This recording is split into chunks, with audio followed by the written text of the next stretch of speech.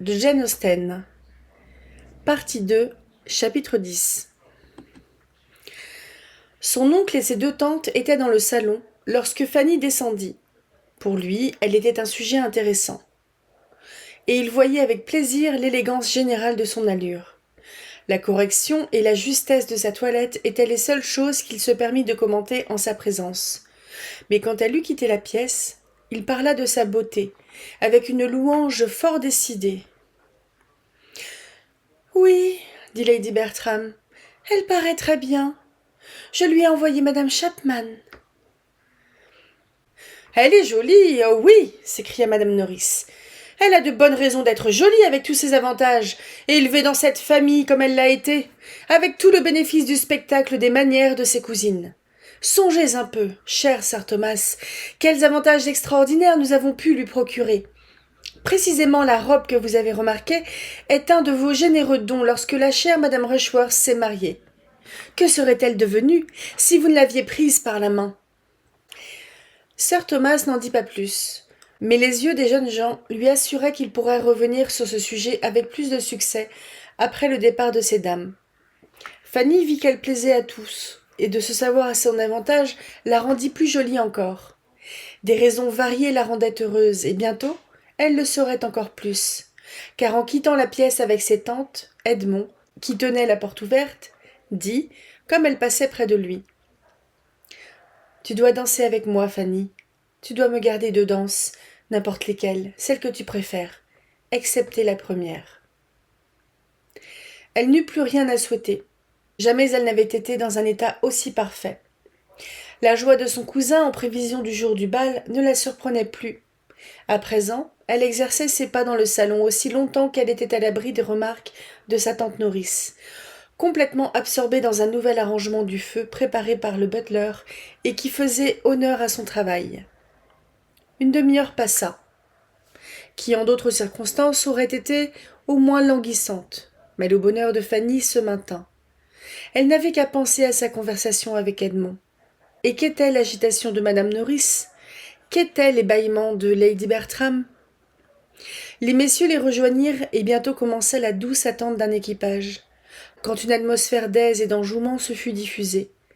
Et tous se trouvaient, un peu partout, bavardant et riant, et chaque moment avait sa joie et son espoir. Fanny sentit qu'il devait y avoir une lutte dans la joie d'Edmond, mais c'était un délice de voir des efforts couronnés d'un tel succès. Lorsque les voitures arrivèrent réellement et que les invités commençaient vraiment à s'assembler, elle mit une sourdine à sa propre gaieté. La vue de tant d'étrangers la faisait se retirer en elle-même. Et à part cela, la gravité et le formalisme du premier grand cercle, chose que les façons de Sir Thomas, pas plus que celles de lady Bertram, n'auraient pu changer. Elle se trouva appelée à supporter quelque chose de pire. Elle fut présentée, de ci, de là, par son oncle. Elle fut obligée de se laisser adresser la parole, de dire des civilités et de parler encore.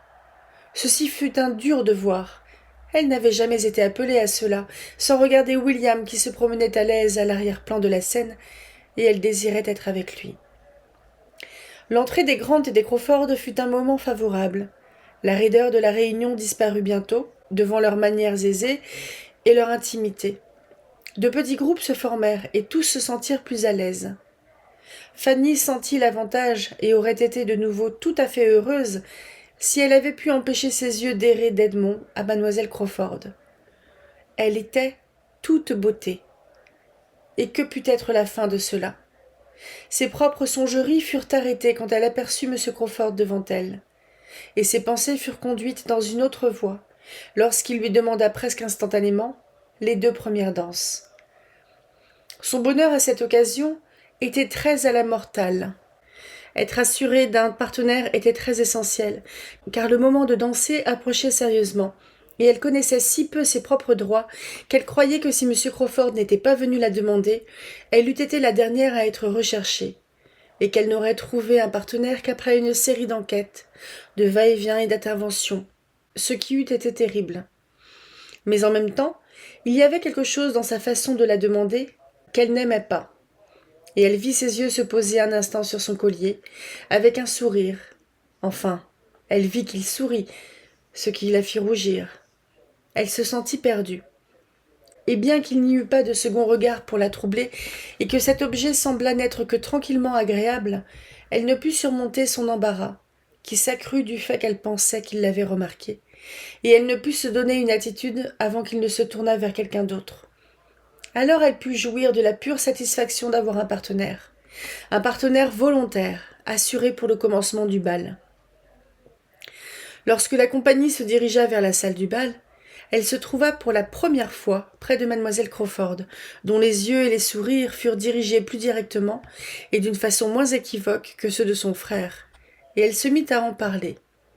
Fanny, anxieuse de se débarrasser de cette histoire, se dépêcha de donner l'explication du deuxième collier. Mademoiselle Crawford l'écouta, et tous ses compliments intentionnels et ses insinuations à l'égard de Fanny furent oubliés. Elle ne sentait qu'une chose, et ses yeux, de brillants qu'ils avaient été, montrèrent qu'ils pouvaient encore briller davantage. Elle s'exclama. « Edmond dit-il cela ? C'est bien lui. Aucun autre homme n'y aurait pensé. Je l'honore en dehors de toute expression. » Et elle regarda partout, comme si elle était désireuse de le lui dire. Il n'était pas là. Il s'occupait de quelques dames dans une autre pièce, et madame Grant, venant les rejoindre, prit un bras de chacune d'elles, et elles suivirent les autres. Le cœur de Fanny sombra, mais elle n'eut pas de loisir de penser aux sentiments de mademoiselle Crawford. Elles étaient dans la salle de bal, les violons jouaient. Son esprit agité lui interdisait de fixer son attention sur un sujet sérieux. Elle devait surveiller les arrangements généraux et voir comment tout était fait. Au bout de quelques minutes, sir Thomas s'approcha d'elle et lui demanda si ses premières danses étaient prises. Et le « Oui, monsieur » de M. Crawford était ce qu'il s'attendait à entendre. M. Crawford n'était pas loin. Sir Thomas le lui assura, disant quelque chose qui apprit à Fanny qu'elle devrait ouvrir le bal. Cette idée ne lui était jamais venue. Toujours, quand elle avait pensé à l'arrangement minutieux de cette soirée, il lui avait semblé tout naturel que ce fût Edmond qui ouvrit le bal, avec mademoiselle Crawford. Et l'impression était si forte que, quoique son oncle eût dit le contraire, elle ne put cacher sa surprise, montrer son inaptitude et essayer d'être excusée. D'élever son opinion contre celle de sir Thomas était une preuve de la gravité de son cas. Son horreur à cette première suggestion était telle que, à présent, elle voulait encore arranger les choses d'une autre manière, tout en le regardant en face. En vain, évidemment. Sir Thomas sourit, essaya de l'encourager, et puis, d'un air trop sérieux et trop décidé, il dit « Cela doit être ainsi, ma chère. » Elle se trouva, l'instant d'après, conduite par M. Crawford au haut de la salle, et attendit là d'être rejointe par d'autres couples, dès qu'ils furent formés. Elle put à peine le croire. Être placée au-dessus de tant d'élégantes jeunes femmes. L'honneur était trop grand. C'était la traiter comme ses cousines. Et sa pensée alla vers ses cousines absentes, avec un regret très sincère et véritablement tendre, qu'elles ne fussent pas ici pour prendre leur place dans cette salle et pour prendre leur part à ce plaisir qui eût été si délicieux pour elles. Elle les avait entendues si souvent souhaiter un bal dans cette maison comme la plus grande des félicités, et qu'elles fussent parties alors qu'il avait lieu, et que ce fût elle qui ouvrit le bal, et de plus, avec M. Crawford. Elle espérait qu'elle ne lui enlèverait pas cet honneur maintenant. Mais lorsqu'elle repensa aux arrangements de l'automne dernier, à ce que tous avaient été l'un pour l'autre quand on dansait dans la maison, le présent cérémonial lui sembla incompréhensible. Le bal débuta. Ce fut plus d'honneur que de bonheur pour Fanny, du moins pour la première danse. Son partenaire était dans un état d'esprit excellent, et il essaya de le lui faire partager. Mais elle était beaucoup trop effrayée pour y prendre quelque agrément, jusqu'à ce qu'elle pût supposer que plus personne ne la regardait. Jeune, jolie et gentille, sans des grâces qui eussent pu détruire sa beauté, très peu des personnes présentes étaient disposées à ne pas la louer. Elle était attirante, elle était modeste, elle était la nièce de sir Thomas, et bientôt il lui fut dit qu'elle était admirée par M. Crawford. Cela suffit à lui procurer la faveur générale. Sir Thomas suivait lui-même, avec beaucoup de complaisance, ses évolutions au cours des danses. Il était fier de sa nièce, et sans attribuer toute sa beauté personnelle, comme madame Norris semblait le faire, à son séjour à Mansfield, il se plaisait de l'avoir pourvue de tout le reste, éducation et savoir-vivre. Mademoiselle Crawford devina beaucoup de ses pensées, comme il se trouvait là, et ayant, en dépit de tous ses efforts à son égard, un désir dominant de se recommander à lui, prit cette occasion opportune de lui dire quelque chose d'agréable au sujet de Fanny. Sa louange était chaude, et il la reçut comme elle s'y attendait, et se joignit à elle, pour autant que la discrétion, la politesse et la lenteur de parole pouvaient le lui permettre. Il prenait certainement un avantage sur Lady Bertram à ce sujet, lorsque Mary, la voyant sur un sofa proche, se tourna vers elle pour la complimenter sur la bonne apparence de mademoiselle Price. « Oui, elle est très bien, » était la placide réponse de Lady Bertram. « Chapman l'a aidée pour sa toilette. Je lui avais envoyé Chapman. » Ce n'est pas qu'elle ne prenait pas plaisir à voir Fanny admirée, mais pour elle, elle était tellement frappée de sa propre gentillesse d'avoir envoyé Chapman que cette idée ne pouvait lui sortir de l'esprit. Mademoiselle Crawford connaissait trop bien madame Norris pour admirer Fanny près d'elle. Elle dit, comme l'occasion s'en offrait: « Ah, madame, la chère madame Rushworth et Julia nous manquent ce soir. » Et madame Norris la paya d'autant de sourires et courtoisie que le temps le lui permettait. Au milieu de toutes les occupations qu'elle se trouvait elle-même, arranger des tables de jeux de cartes, donner des indications à sir Thomas et essayer de conduire les chaperons vers une meilleure partie de la salle. Mademoiselle Crawford gaffa beaucoup envers Fanny, avec la ferme intention de lui plaire. Elle pensa donner à son cœur un heureux battement et le remplir de sentiments délicieux, interprétant mal les rougeurs de Fanny et pensant toujours qu'elle devait le faire. Elle la rejoignit après les premières danses et dit, avec un regard significatif: « Peut-être pouvez-vous me dire pourquoi mon frère va en ville demain? Il dit qu'il y a des affaires, mais ne veut pas me dire lesquelles. Mais nous en arrivons tous là. Tous sont supplantés, tôt ou tard. Maintenant je dois m'adresser à vous pour des renseignements. Je vous en prie. Pourquoi Henri s'en va-t-il » Fanny protesta de son ignorance aussi fermement que son embarras le lui permettait. « Bien, alors, » répondit mademoiselle Crawford en riant. « Je dois donc supposer que ce n'est que pour le plaisir d'accompagner votre frère et de parler de vous en cours de route. » Fanny était confuse, mais c'était de la confusion provoquée par le mécontentement. Mademoiselle Crawford s'étonna qu'elle ne souriait pas, la crut superlativement timide ou bizarre, et la supposa tout, excepté insensible au plaisir des intentions d'Henri. Fanny eut beaucoup de plaisir au cours de la soirée, mais les attentions n'y avaient qu'une très petite part. Elle aurait préféré ne pas être redemandée par lui si vite, et elle espérait ne pas devoir soupçonner que les renseignements qu'il prenait pour le souper auprès de madame Norris n'avaient pas pour but de l'avoir comme partenaire pour cette partie de la soirée. Mais cela ne put être évité. Il lui fit sentir qu'elle était le centre de tout, si bien qu'elle ne put dire qu'il le faisait d'une façon déplaisante ou qu'il y avait de l'indélicatesse, de l'ostentation dans ses manières. Et parfois, quand il parlait de William, il n'était pas désagréable et montrait une chaleur de cœur tout à son crédit. Néanmoins, ses attentions n'avaient aucune part dans sa satisfaction. Elle était heureuse chaque fois qu'elle regardait William et qu'elle voyait comme il s'amusait parfaitement. Et pendant les 5 minutes qu'elle mit à se promener avec lui et à entendre un rapport sur ses partenaires, elle était heureuse de se savoir admirée, et elle était heureuse d'avoir encore les 2 danses avec Edmond en perspective. Pendant la plus grande partie de la soirée, sa main avait été si souvent demandée que l'engagement envers Edmond restait une continuelle perspective. Elle fut même heureuse lorsque celle-ci eut lieu, mais sans grand enthousiasme et sans ces expressions de tendre galanterie qui avaient sanctifié la matinée. Son esprit était fatigué, et elle tressaillit en pensant qu'elle était l'amie avec laquelle il pouvait trouver le repos. « Oh, je suis las des civilités, » disait-il. « J'ai parlé sans cesse toute la nuit, et en n'ayant rien à dire. Mais avec toi, Fanny, il y a la paix. Tu ne désireras pas que je te parle. Ayons le luxe de nous taire. » Fanny aurait à peine dit son consentement.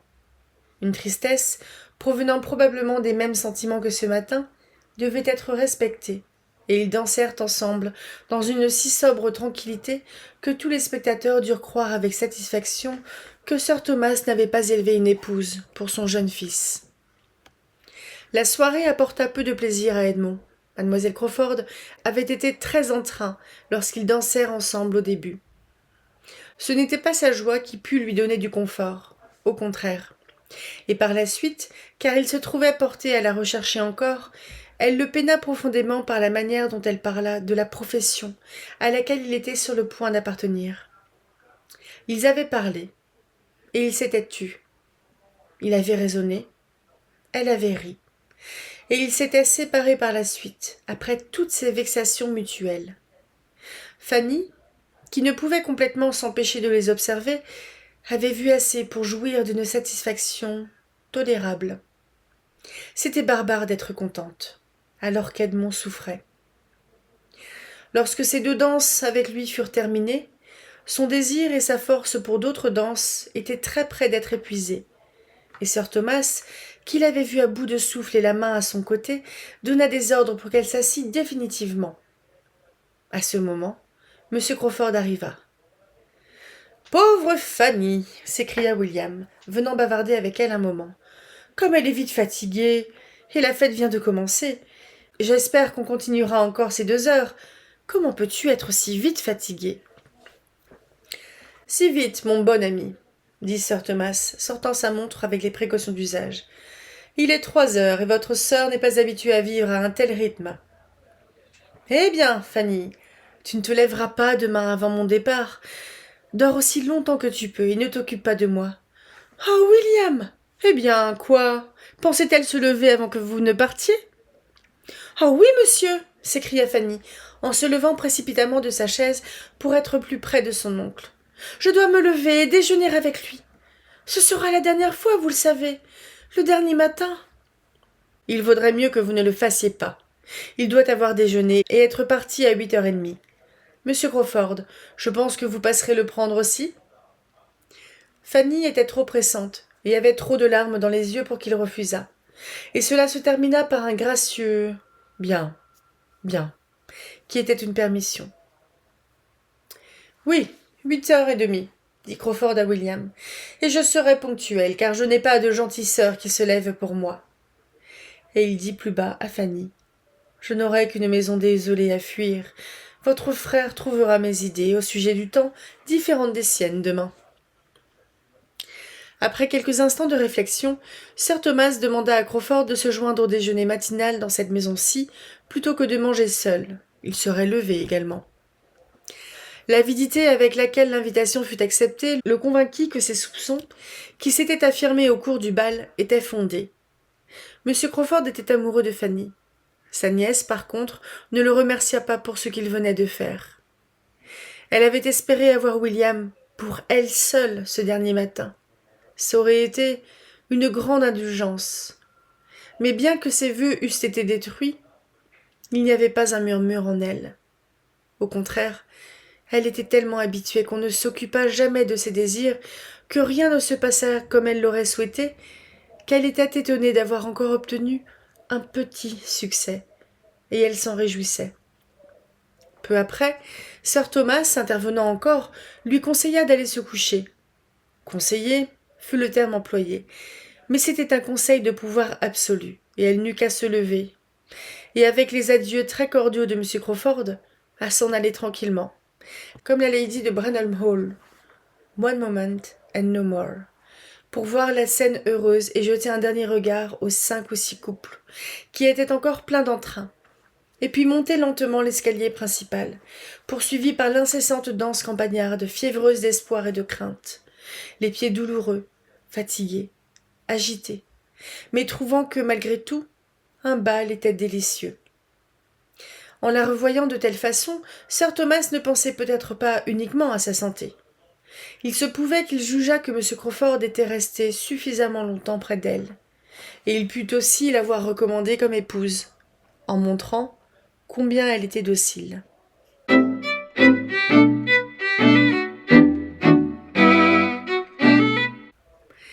Chapitre 11. Le bal était passé, et le déjeuner passa rapidement aussi. William avait reçu le dernier baiser, et William était parti. M. Crawford avait été exact, le repas avait été court et plaisant. Après avoir vu William jusqu'au dernier moment, Fanny revint à la salle du déjeuner, avec un cœur très attristé par le changement mélancolique. Là, son oncle la laissa gentiment pleurer en paix, comprenant peut-être qu'en désertant la place, les jeunes gens pussent activer son tendre enthousiasme, et que les restes de porc froid dans l'assiette de son frère partageraient ses sentiments de regret, avec les coquilles d'œufs brisées dans celle de M. Crawford. Elle s'assit, et pleura son amour, comme son oncle le croyait, mais ce fut un amour fraternel et rien d'autre. William était parti, et maintenant, elle avait le sentiment d'avoir gâché la moitié de sa visite en vaines préoccupations et en sollicitudes égoïstes, étrangères à lui. La nature de Fanny était telle qu'elle n'aurait même jamais pu penser à sa tante Nourrice dans l'étroitesse et l'ennui de sa propre petite maison, sans se reprocher un manque d'égard de sa part lorsqu'elles avaient été ensemble. Encore moins pouvait-elle croire avoir fait, dit et pensé, comme William le voulait, pendant toute la quinzaine. Ce fut un jour lourd et mélancolique. Presque immédiatement après le second déjeuner, Edmond alla à cheval à Peterborough. Tous étaient ainsi partis. Il ne restait de la veille que des souvenirs qu'elle ne put partager avec personne. Elle en parla avec sa tante Bertram.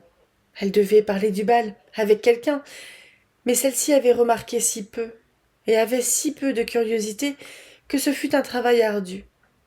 Lady Bertram n'était sûre ni de la toilette, ni de la place à la table du souper d'un seul de ses invités. Elle ne se souvenait que de sa toilette et de sa place.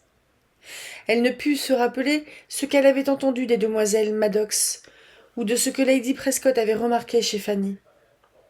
Elle n'était pas certaine si c'était de M. Crawford ou William que le colonel Harrison avait dit qu'il était le plus fin jeune homme de l'assemblée. Quelqu'un lui avait chuchoté quelque chose. Elle avait oublié de demander à sir Thomas ce que cela aurait pu être. Et ce furent là ses plus longs discours et ses communications les plus claires. Pour le reste, il fallait se contenter de languide. « Oui, oui, très bien. Oh, vous avez fait cela. Je n'ai pas remarqué cela. Je n'aurais pas pu distinguer l'un de l'autre. » Ceci était très mal. C'était tout de même mieux que les réponses pointues de tante Nourrice. Mais elle était rentrée, chargée de pots de confiture supplémentaires pour soigner une servante malade. Il y avait donc de la paix et de la bonne humeur dans le petit groupe, quoiqu'on n'eût pu trouver beaucoup plus, à part ces deux qualités. La soirée fut lourde comme la journée. « Je ne peux penser à ce qu'il me manque, » dit Lady Bertram, lorsque la table à thé fut desservie. « Je me sens relativement stupide, sans doute parce qu'on a veillé si tard hier. Fanny, il faut que vous fassiez quelque chose pour me garder réveillée. Je ne puis travailler. Allez me chercher des cartes, je me sens très stupide. » Les cartes furent apportées, et Fanny joua au cribbage avec sa tante jusqu'à l'heure du coucher. Et comme sir Thomas ne lisait que pour lui, pas d'autre bruit ne s'entendait dans la salle pendant les 2 heures qui suivirent que les comptes du jeu. « Et cela fait 31, 4 en main et 16 dans le cribb. À vous la donne, madame. Le ferai-je pour vous ?» Fanny pensa maintes fois à la différence que 24 heures apportaient à cette pièce et à toute cette partie de la maison. La veille, ce n'avait été que sourires et espoirs, remue-ménage et mouvements, éclats et bruit dans le salon, et partout ailleurs. Maintenant, il n'y avait que langueur et solitude. Une bonne nuit de repos améliora son moral. Elle put penser à William d'une façon plus joyeuse, et comme la matinée lui apporta la possibilité de parler du jeudi soir dans un style impeccable avec madame Grant et mademoiselle Crawford, avec tous les éclats et l'enjouement propre à l'ombre d'un bal passé, elle put forcer son esprit sans trop d'effort dans sa voie habituelle et se conformer à la perspective de la paisible semaine à venir. « Nos 2 jeunes gens nous manquent, » observa sir Thomas, le premier et le deuxième jour, comme ils formaient leur cercle réduit après le souper, et en considération des yeux tristes de Fanny. On n'en parlera plus, que pour boire à leur santé. Mais le deuxième jour, on s'aventura plus loin. On fit la louange de William, et on parla de sa promotion qu'il espérait tant. Et il n'y a aucune raison de ne pas croire que ces visites puissent être à l'avenir passablement fréquentes. Tandis qu'il nous faudra nous habituer à nous passer d'Edmond. Ce sera le dernier hiver qu'il nous appartiendra. Oui, dit Lady Bertram, mais je souhaite qu'ils n'aient pas à partir. Ils s'en vont tous, je pense.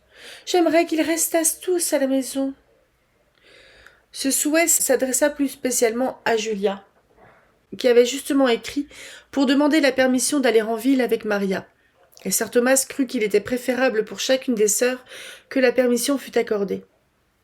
Lady Bertram, par contre, bien que dans sa nature généreuse, elle n'eût rien fait pour changer les projets, se lamenta du délai que cela apportait au retour de Julia à la maison, qui autrement serait maintenant chose faite. Chaque sentiment qu'un parent considéré se devait d'éprouver était porté à son usage, et chaque émotion qu'une mère aimante devait sentir pour favoriser le plaisir de ses enfants lui était attribuée. Lady Bertram consentait à tout par un calme « Oui », et à la fin d'un quart d'heure de réflexion silencieuse, observa spontanément « Sir Thomas, je pensais, et je suis très contente que nous ayons pris Fanny comme nous l'avons fait, car maintenant que les autres sont partis, nous en ressentons le bénéfice. » Sir Thomas approuva ce compliment en ajoutant « Très juste. Nous montrons à Fanny quelle bonne personne nous la jugeons en la complimentant en face. Elle est maintenant une compagnie très appréciable. Si nous avons été bons pour elle, elle nous est bien nécessaire maintenant. »« Oui, » dit Lady Bertram instantanément, « c'est une consolation de savoir qu'au moins elle, nous l'aurons toujours. » Sir Thomas fit une pause, et souriant à demi, regarda sa femme et répliqua gravement. « J'espère qu'elle ne nous quittera jamais. Si ce n'est pour aller dans une autre maison, qui peut raisonnablement lui promettre un bonheur plus grand qu'elle ne connaît ici. »« Et cela n'est pas très probable, Sir Thomas. Qui pourrait l'inviter ? Maria pourrait être heureuse de la voir de temps en temps à Southerton, mais il n'est pas possible qu'elle puisse lui demander de vivre là-bas. Et je suis certaine qu'elle est mieux ici. Et de plus, je ne puis me passer d'elle. » La semaine qui s'écoula si tranquillement et si paisiblement à Mansfield eut un autre caractère au presbytère. Du moins, les sentiments des deux jeunes filles étaient bien différents. Ce qui, pour Fanny, était repos et confort, était ennui et vexation pour Mary. Quelque chose se manifesta par la différence de disposition et d'habitude. L'une si aisément satisfaite, l'autre habituée à supporter si peu. Mais les circonstances différentes avaient aussi leur influence. Certains points d'intérêt étaient complètement opposés. Pour Fanny, l'absence d'Edmond était de toute façon un soulagement. Pour Mary, c'était en tout point pénible. Elle désirait sa société chaque jour, chaque heure, et le désir était trop grand pour amener autre chose que de l'irritation quant à l'objet de son départ. Il n'aurait pas pu trouver quelque chose qui fût plus capable d'augmenter son importance que cette semaine d'absence, tombant au moment du départ de son frère et de celui de William Price, augmentant en cela l'impression d'abandon général après la fête si animée. Elle le sentit avec acuité. Ils étaient maintenant un trio lamentable, confinés dans la maison par une série de pluies et de neiges, n'ayant rien à faire et rien à espérer. Elle était furieuse qu'Edmond maintint ses propres idées, et manifesta quelque défiance envers elle. Et elle avait été si furieuse qu'ils s'étaient à peine quittés en amis. Cependant, elle ne pouvait se défendre de penser constamment à lui pendant son absence, s'apesantissant sur ses mérites et son affection, et désirant que leurs rencontres fussent presque quotidiennes. Son absence est plus longue qu'il n'est nécessaire. Il n'aurait pas dû projeter un tel départ. Il n'aurait pas dû quitter la maison pendant une semaine, lorsque son propre départ était si proche. Puis, elle se blâma elle-même. Elle souhaita ne pas s'être échauffée pendant la dernière conversation. Elle s'effraya à la pensée qu'elle eût pu employer des expressions trop fortes et trop méprisantes à l'égard du clergé, et cela n'aurait pas dû être. C'était mal élevé. C'était inconvenant. Elle souhaita de tout son cœur que ces mots n'eussent pas été prononcés. Son désappointement ne prit pas fin avec la semaine. Ceci était déjà triste, mais elle devait se sentir encore plus mal quand, le vendredi, Edmond n'était pas encore rentré, et pas davantage le samedi. Et quand dimanche, comme au reste de la famille, on lui fit avec légèreté la communication qu'il avait écrite à la maison, qu'il remettait son retour, parce qu'il avait promis à un de ses amis de rester quelques jours de plus avec lui. Si elle avait éprouvé du regret et de l'impatience avant, si elle regrettait ses paroles et s'était effrayée de leur effet trop intense sur lui, maintenant, elle éprouvait et craignait cela 10 fois plus. Et de plus, elle avait à compter à présent avec un sentiment complètement neuf pour elle, la jalousie. Son ami, M. Owen, avait des sœurs, et il se peut qu'il les trouvât attirantes. Mais de toute façon, son absence prolongée à un moment où, d'après les projets précédents, elle était sur le point de partir pour Londres, signifiait quelque chose qu'elle ne put supporter. Si Henri était revenu, ainsi qu'il l'avait proposé, au bout de 3 ou 4 jours, elle aurait quitté Mansfield, maintenant. Il lui devint absolument nécessaire de voir Fanny et d'essayer d'en apprendre plus long. Elle ne put plus vivre plus longtemps dans ce désarroi solitaire, et elle se mit en route pour Mansfield Park, en marchant avec des difficultés qu'elle aurait estimées insurmontables la semaine passée, dans l'attente d'en apprendre davantage, pour entendre ne fût-ce que son nom. La première demi-heure fut perdue, car Lady Bertram et Fanny étaient ensemble, et ce ne serait qu'en ayant Fanny pour elle seule qu'elle pourrait arriver à ses fins. Mais à la fin, Lady Bertram quitta la pièce, et presque aussitôt, Mary commença ainsi, d'une voix aussi réglée qu'elle le put. « Et comment trouvez-vous l'absence prolongée de votre cousin Edmond ? Étant la seule jeune personne dans cette maison, c'est vous qui devez en souffrir le plus. Il doit vous manquer. Le prolongement de son absence ne vous surprend-il pas ? » « Je ne sais pas, » dit Fanny en hésitant. « Oui, je ne l'avais pas particulièrement prévu. » « Peut-être restera-t-il toujours absent plus longtemps qu'il ne le dit. C'est une manière de se comporter généralement répandue chez les jeunes gens. Il ne le fit pas. La seule fois qu'il a rendu visite à M. Owen, avant. Il trouve la maison plus agréable maintenant. Il est un jeune homme très très plaisant lui-même, et je ne puis pas m'empêcher de désirer le revoir encore une fois avant mon départ, comme ce sera le cas maintenant. J'attends Henri chaque jour maintenant, et dès qu'il sera là, plus rien ne me retiendra à Mansfield. J'avoue que j'aurais aimé le voir encore une fois, mais vous devrez lui remettre mes compliments. Oui, je pense que cela doit être des compliments. Ne manque-t-il pas quelque chose, mademoiselle Price, dans notre langue ? Quelque chose entre compliment et amour, qui s'appliquerait à la sorte d'amitié que nous avons connue ensemble ? Tant de mois de connaissance. Mais des compliments doivent suffire, ici. Sa lettre était-elle longue ? Vous donne-t-il un récit détaillé de ses occupations ? Reste-t-il pour les réjouissances de Noël ? Je n'ai entendu qu'une partie de la lettre. Elle était adressée à mon oncle, mais je pense qu'elle devait être très courte. En effet, je suis sûre qu'il n'y avait que quelques lignes. Tout ce que je sais, c'est que son ami a insisté pour qu'il reste plus longtemps, et qu'il y a consenti. Peu ou plus de jours, je ne pourrais le dire. Oh, s'il a écrit à son père. Mais je pensais qu'il avait adressé sa lettre à Lady Bertram, ou à vous. Mais s'il a écrit à son père, il n'est pas étonnant qu'il fût concis. Qui pourrait écrire des bavardages à Sir Thomas ? S'il vous avait écrit, il y aurait eu plus de détails. On aurait pu apprendre quelque chose au sujet des bals et des fêtes. Il vous aurait envoyé une description de chaque chose et de chacun. Combien de demoiselles Owen y a-t-il ? 3, d'âge adulte. Sont-elles musiciennes ? Je ne sais pas du tout. Je n'en ai rien entendu. Ceci est la première question, vous savez, dit mademoiselle Crawford, essayant d'être gaie et détachée, qu'une femme qui joue elle-même est certaine de poser au sujet d'une autre. Mais il est fou de poser ces questions au sujet de n'importe quelle jeune ladies, au sujet de 3 jeunes sœurs devenues des demoiselles. Elles sont toutes accomplies et plaisantes, et il y en a une très jolie. Il y a une beauté dans chaque famille. C'est une chose tout à fait régulière. Il y en a 2 qui jouent du piano, et une qui joue de la harpe, et toutes chantent, ou auraient chanté si on le leur avait appris, ou elles n'en chantent que mieux parce qu'on ne leur avait jamais appris, ou quelque chose dans ce genre-là. Je ne sais rien des mademoiselles Owen, dit Fanny calmement. Vous savez moins, et vous en faites moins, comme les gens disent. Aucun ton n'a jamais exprimé une plus complète indifférence. En effet, comment quelqu'un peut-il s'intéresser à ceux qu'il n'a jamais vus? Bien.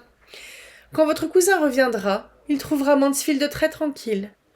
Toutes les bruyantes personnes seront parties, votre frère, et le mien, et moi-même. Je n'aime pas l'idée de quitter madame Grant maintenant que le moment approche. Elle n'aime pas que je m'en aille. Fanny se sentit obligée de parler. Vous ne pouvez douter que vous manquerez à beaucoup, dit-elle. Vous serez très regrettée. Mademoiselle Crawford fixa les yeux sur elle, comme pour entendre ou voir plus, et dit alors en riant. Ah oui, regretter, comme un mâle bruyant est regretté quand il a été écarté. C'est une grande différence. Mais je ne cherche pas des compliments. Ne me complimentez pas. Si je suis regrettée, cela se remarquera, et je puis être découverte par ceux qui veulent me voir. Je ne serai pas dans une région douteuse ou éloignée, ou inapprochable. Maintenant, Fanny ne put se résoudre à parler, et mademoiselle Crawford était désappointée, car elle s'était attendue à recevoir quelque agréable assurance de son pouvoir de quelqu'un qu'elle croyait au courant, et son esprit devint sombre. Les mademoiselles Owen, dit-elle bientôt après. Supposez que vous auriez une de ces mademoiselles Owen fixée à Thornton Lacey. Comment l'aimeriez-vous? Des choses plus étranges se sont passées, j'ose dire qu'ils font effort dans ce sens, et ils ont bien raison, car ce serait un très bel établissement pour eux. Je ne suis pas du tout surprise, et je ne les blâme nullement. C'est le devoir de chacun de faire au mieux pour soi-même. Le fils de sir Thomas est quelqu'un, et maintenant il va dans leur ligne. Leur père est un pasteur, leur frère est un pasteur, et ils sont tous deux pasteurs. Il est leur propriété légale, il leur appartient presque. Vous ne dites rien, Fanny. Mademoiselle Price, vous ne dites rien. Mais sincèrement, ne le pensez-vous pas, maintenant, qu'il est plutôt ainsi qu'autrement? Non, dit Fanny courageusement. Je ne m'y attends nullement. Pas du tout, s'écria mademoiselle Crawford avec avidité. Mais j'ose dire, vous savez, exactement. J'imagine toujours. Peut-être ne croyez-vous pas probable qu'il se marie jamais, ou pas en ce moment? Non, je ne le pense pas, dit Fanny doucement, espérant qu'elle ne s'y tromperait pas. Sa compagne la regarda attentivement, et rassemblant plus de courage à cause de la rougeur qu'un tel regard avait provoquée, dit seulement « Il est beaucoup mieux tel qu'il est », et changea de sujet.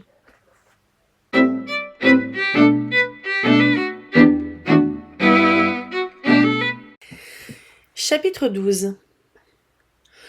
Le malaise de mademoiselle Crawford s'était beaucoup allégé à la suite de cette conversation, et elle reprit sa promenade vers la maison dans un état d'esprit capable de défier une autre semaine de solitude avec le même mauvais temps. Mais comme son frère revint cette soirée-là de Londres avec sa même humeur joyeuse, ou encore meilleure, elle n'eut pas à essayer la sienne. Son refus constant de lui dire pourquoi il était parti ne fut qu'une raison de gaieté de plus. Un jour avant, cela l'aurait irrité, mais maintenant, c'était une simple farce, cachant un projet qui devait être une surprise agréable pour elle-même. Et le lendemain lui apporta une surprise. Henri avait dit qu'il irait voir les Bertram pour voir comment ils se portaient, et qu'il serait revenu dans 10 minutes. Mais il resta parti pendant presque 1 heure, et quand sa sœur, qui l'avait attendu pour qu'il fasse une promenade avec elle dans le jardin, le rejoignit dans le porche et s'écria « Mon cher Henri, où pouvez-vous bien être resté tout ce temps ?» Il n'avait simplement qu'à dire qu'il était resté avec Lady Bertram et Fanny. « Vous êtes resté avec eux 1 heure et demie ?» s'exclama Mary. Mais ceci n'était que le début de la surprise. « Oui, Mary, » dit-il, prenant le bras de Mary dans le sien et se promenant dans l'entrée, comme s'il ne savait où il était. « Je ne pouvais pas m'en aller plus tôt. Fanny était si jolie. Je suis bien décidée, Mary. Je me suis fait une opinion. Cela te surprendra-t-il? Non. Tu dois t'être rendu compte que je suis décidée à épouser Fanny Price. La surprise était complète maintenant, car en dépit de ce qu'il put avancer, pareil soupçon n'était jamais entré dans l'imagination de sa sœur. Et elle parut tellement étonnée qu'il fut obligé de répéter ce qu'il avait dit avec plus de détails et plus solennellement. Sa détermination une fois admise, elle ne fut pas mal accueillie. Il y avait même du plaisir dans sa surprise. Mary était dans un tel état d'esprit qu'elle se réjouissait de tout ce qui se rapportait à la famille Bertram, et cela ne lui déplaisait pas que son frère se mariât un peu en dessous de sa condition. « Oui, Mary, » fut l'assurance concluante d'Henri. « Je suis joliment pris. Tu sais que ceci est la fin. Je n'ai pas fait, je m'en félicite moi-même, des progrès négligeables dans son affection. Mais la mienne est complètement fixée. » « Heureuse jeune fille !» s'écria Mary, dès qu'elle put parler. « Quel mariage pour elle ! Mon très cher Henri, ceci doit être mon premier sentiment, mais mon second tout aussi sincère est que j'approuve ton choix du fond de mon cœur et je prévois votre bonheur aussi cordialement que je le désire et le souhaite. Tu auras une douce petite femme, toute gratitude et dévotion, exactement ce que tu mérites. Quel mariage étonnant pour elle! Madame Norris parle souvent de sa chance. Que dirait-elle maintenant? Les délices de toute la famille, en effet. Et elle y a quelques véritables amis. Continue encore à me parler. Quand t'es-tu mise à penser sérieusement à elle? Rien n'était plus impossible que de répondre à une telle question, quoique rien ne pût être plus agréable que de la savoir posée. Comment cette chose agréable l'avait touché? Il ne pouvait le dire. Et avant qu'il eût exprimé le même sentiment 3 fois en termes différents, sa sœur l'interrompit avidement. « Ah, mon cher, et ceci qui vous fit aller à Londres, c'était là tes affaires. Tu préférais consulter l'amiral avant de te décider. » Mais il le dénia fermement. Il connaissait trop bien son oncle pour le consulter sur n'importe quel projet matrimonial. L'amiral haïssait le mariage et ne le pardonnait à aucun jeune homme de fortune indépendante. Lorsqu'il connaîtra Fanny, continua Henri, il se déclarera pour elle. Elle est exactement la femme qualifiée pour écarter tout préjudice d'un homme tel que le général. Car elle est exactement le genre de femme que le général croit ne pas exister au monde.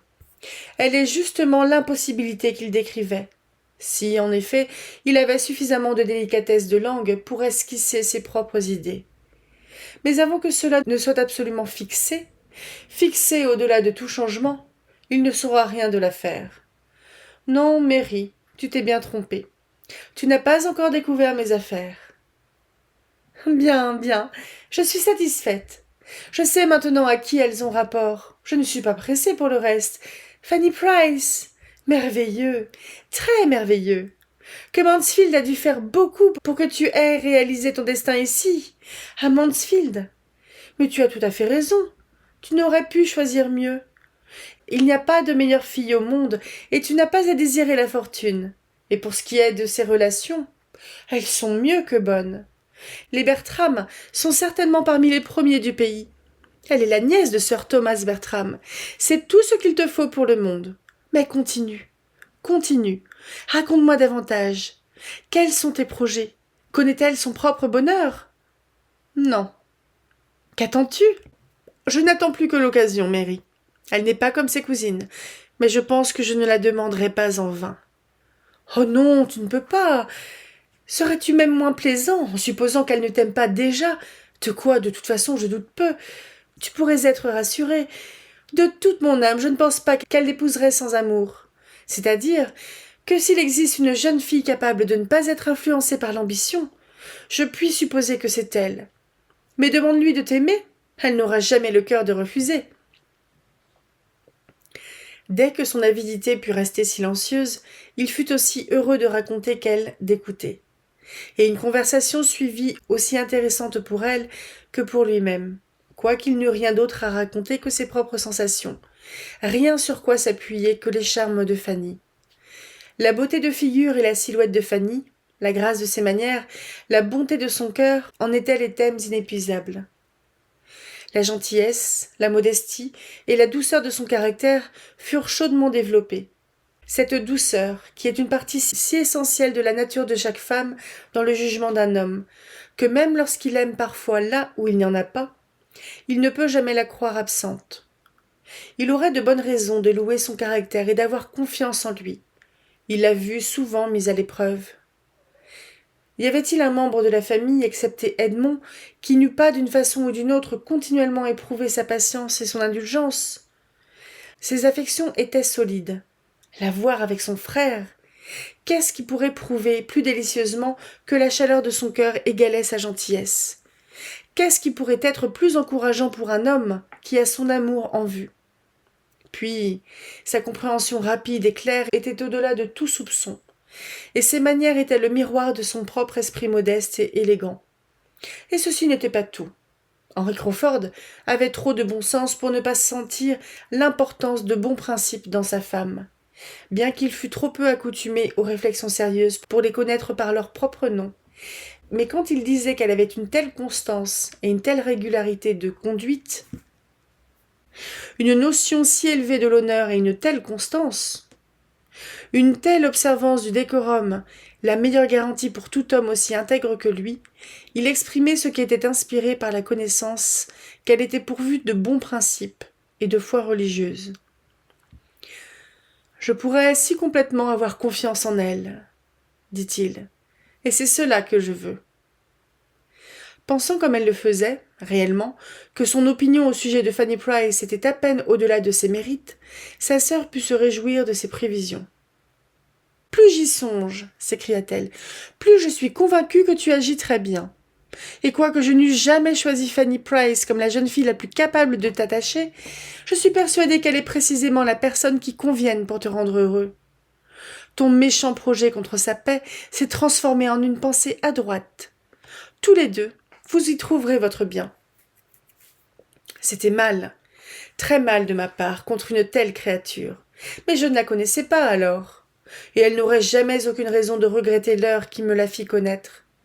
Je la rendrai très heureuse, Mary, plus heureuse qu'elle n'a jamais été jusqu'à maintenant, et qu'elle n'a vu être heureuse quelqu'un d'autre. Je ne l'enlèverai pas du Northamptonshire. Je mettrai en location Everingham, et je louerai une propriété de ce voisinage, peut-être Stanwix Lodge. Je mettrai en location Everingham pour 7 ans. Pour un demi-mot, je suis certain d'un excellent locataire.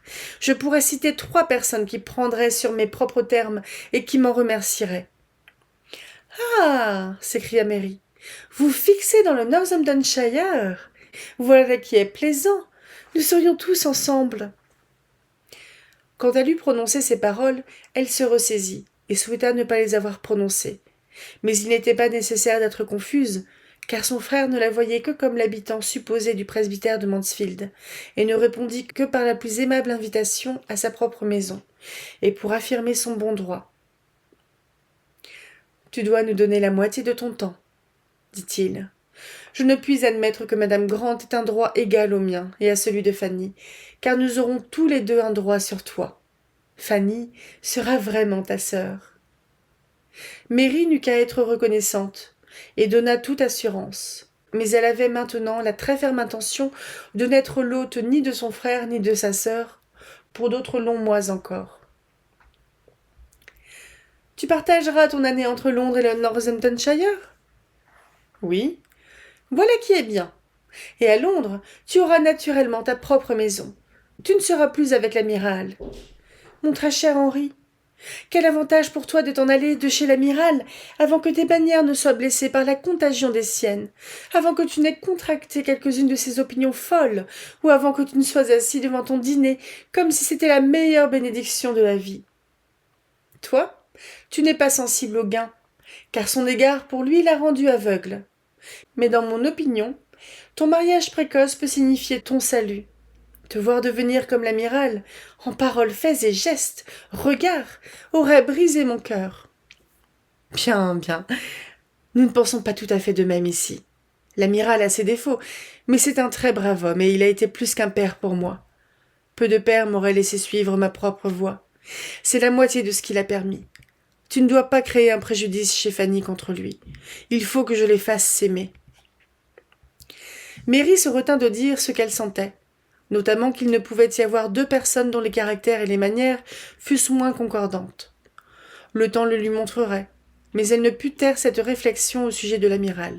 « Henri, je pense tant de bien de Fanny Price que si je pouvais supposer que la future Madame Crawford avait la moitié des raisons que ma pauvre tante incomprise avait de détester son propre nom, j'empêcherais le mariage, si je le pouvais. Mais je te connais. Je sais qu'une femme que tu aimes serait la plus heureuse des créatures, et que même si tu cessais de l'aimer, elle trouverait en toi la générosité et la bonne éducation d'un gentleman. »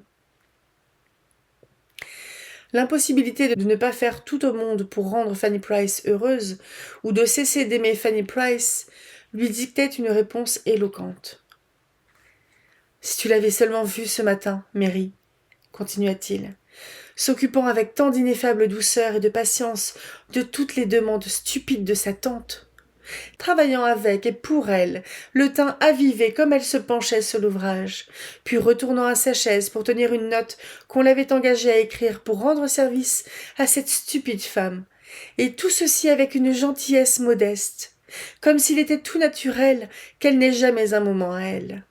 Ses cheveux arrangés si correctement, comme toujours, et une petite boucle tombant en avant et qu'elle chassait de temps en temps, tandis qu'elle écrivait et au milieu de tout cela, me parlant encore ou écoutant, comme si elle aimait entendre ce que je disais. Si tu l'avais vue ainsi, Mary, tu n'aurais pas pu supposer que le pouvoir qu'elle a sur mon cœur ne cessât jamais. « Mon très cher Henri !» s'écria Mary, l'arrêtant court et lui souriant en face. « Combien je suis heureuse de te voir tellement amoureux! Cela fait mes délices! Mais que diront madame Rushworth et Julia ?» Je n'ai cure de ce qu'elles disent ou éprouvent. Elles verront maintenant quel genre de femme peut m'attacher, peut attacher un homme de bon sens. Je souhaite que la découverte puisse leur être utile. Et elles verront leur cousine traitée comme elle doit l'être, et j'espère qu'elles puissent être honteuses au fond du cœur de leur négligence abominable et de leur rudesse. Elles seront furieuses, ajouta-t-il, après un moment de silence et avec un ton plus froid. Madame Rushworth sera très furieuse. Ce sera une pilule amère pour elle, c'est-à-dire, comme d'autres pilules amères, elle aura mauvais goût, puis encore mauvais goût, et puis sera avalée et oubliée. Car je ne suis pas encore assez fat pour supposer ces sentiments plus durables que ceux d'autres femmes, bien que j'en fusse l'objet. Oui, Mary, en effet, ma Fanny sentira une différence journalière, d'heure en heure, dans la conduite de chaque être qui l'approchera. Et ce sera la perfection de mon bonheur que d'en être l'artisan, que d'être la personne qui donnera à Fanny l'importance qui lui est due. Maintenant, elle est dépendante, sans secours, sans amis, négligée, oubliée. Mais non, Henri, pas par tous.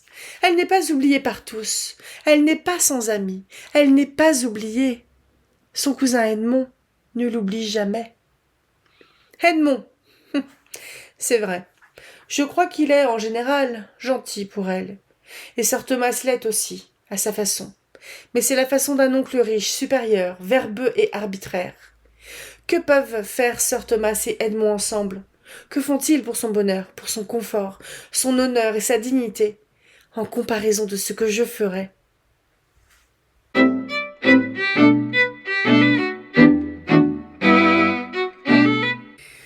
Chapitre 13. Henry Crawford était de nouveau à Mansfield le lendemain matin, avant l'heure de visite usuelle. Les deux dames étaient ensemble dans la salle du déjeuner, et heureusement pour lui, Lady Bertram était sur le point de s'en aller quand il entra.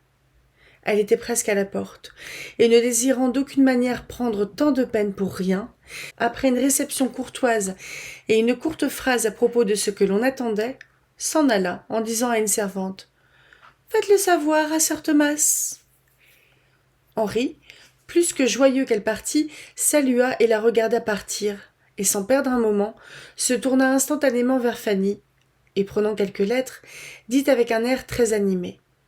« Je dois me reconnaître infiniment obligée envers une créature qui me donne la possibilité de vous voir seule. Je l'ai souhaité plus que vous ne pouvez l'imaginer. Sachant vos sentiments en tant que sœur, j'aurais à peine pu supporter qu'une autre personne de la maison partageât avec vous la primeur de la nouvelle que je vous apporte. C'est fait. Votre frère est un lieutenant. J'éprouve une infinie satisfaction à vous féliciter de la promotion de votre frère. Les lettres que j'ai en main en ce moment l'annoncent. Vous voudrez peut-être les voir. » Fanny ne put parler, mais il ne désira pas qu'elle parlât. Voir l'expression de ses yeux, le changement de son teint, l'évolution de ses sentiments, leurs doutes, leur confusion et leur félicité lui suffisaient. Elle prit les lettres comme il les lui donnait. La première était de l'amiral pour informer son neveu, en quelques mots, qu'il avait réussi dans le projet qu'il avait formé, l'avancement du jeune Price, et comprenant deux autres lettres, l'une du secrétaire du premier lord à un ami, que l'amiral avait mis en branle pour travailler à cette affaire, l'autre d'un ami à lui, par lequel il apparut que sa grandeur était très heureuse de donner suite à la recommandation faite par Sir Charles, que Sir Charles était enchanté d'avoir une telle occasion de prouver ses égards pour l'amiral Crawford, et que la promotion de M. William Price comme second lieutenant du sloop Thrush de Sa Majesté répandait une allégresse générale à travers un large cercle du grand monde. Tandis que sa main tremblait sous les lettres, ses yeux courant de l'une à l'autre et son cœur se gonflant d'émotion, Crawford continua avec une avidité sincère à exprimer l'intérêt qu'il prenait à l'événement. « Je ne parlerai pas de mon propre bonheur, dit-il, aussi grand qu'il puisse être, car je ne pense qu'au vôtre. Qui donc, comparé à vous, a le droit d'être heureuse? Je me suis presque reproché d'avoir pris connaissance de ce que vous deviez être la première personne au monde à savoir. De toute façon, je n'ai pas perdu un moment. La poste était en retard ce matin, mais depuis, il n'y eut plus un instant de délai. Combien j'ai été impatient, anxieux et affolé à ce sujet. Je ne vais pas essayer de vous le décrire. Combien j'étais sévèrement mortifié, combien cruellement désappointé en n'ayant pu terminer l'affaire tant que j'étais à Londres. J'y suis resté un jour ou deux avec l'espoir de réussir, car rien de moins cher n'eût pu me retenir la moitié de ce temps, loin de Mansfield. Mais bien que mon oncle entrât dans mes vues avec toute la chaleur que je pouvais souhaiter et s'en occupât immédiatement, il y eut des difficultés à cause de l'absence d'un ami et de l'engagement d'un autre, ce que, à la fin, je ne pus supporter plus longtemps. Sachant en quelle bonne main je laissais la cause, je m'en allai lundi, confiant que peu de jours se passeraient avant que ses propres lettres ne me suivent ici. Mon oncle, qui est le meilleur homme du monde, s'est mis lui-même en action, comme je l'ai pensé dès qu'il eut vu votre frère.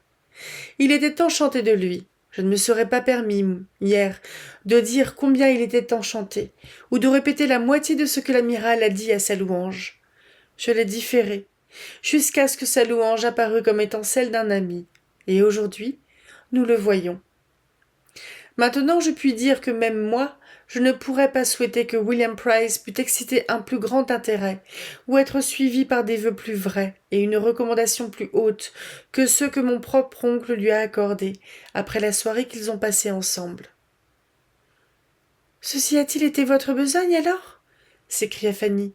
« Juste ciel, comme c'est gentil, très gentil. Avez-vous réellement, était-ce par votre désir? Je vous demande pardon, mais je suis toute perdue. L'amiral Crawford s'est-il dérangé? Comment était-ce? Je suis stupéfaite. » Henri était très heureux de rendre le tout plus intelligible, en commençant par le commencement, et en expliquant particulièrement ce qu'il avait fait. Son dernier voyage à Londres n'avait été fait dans aucun autre but que d'introduire son frère dans Hill Street et de s'en remettre à l'amiral. Tel a été son travail. Il ne l'avait dit à personne. Il n'en avait pas soufflé une syllabe, même à Mary. Tant qu'il était incertain de l'issue, il n'aurait pas supporté que l'on participât à ses sentiments. Il parla avec tant d'éclat de ce que sa sollicitude avait été, et employa des expressions si fortes, il fut si abondant au sujet du plus profond intérêt, du double motif de ses vues et souhaits, que Fanny n'eût pu rester insensible à son élan, eût-elle été capable de le suivre.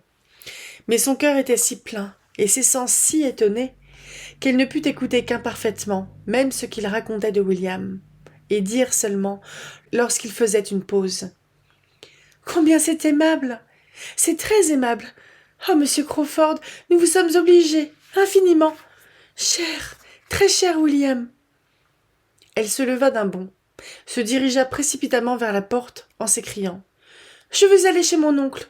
Mon oncle doit le savoir le plus tôt possible. » Mais ceci ne put être souffert. L'occasion était trop belle, et ses sentiments trop impatients.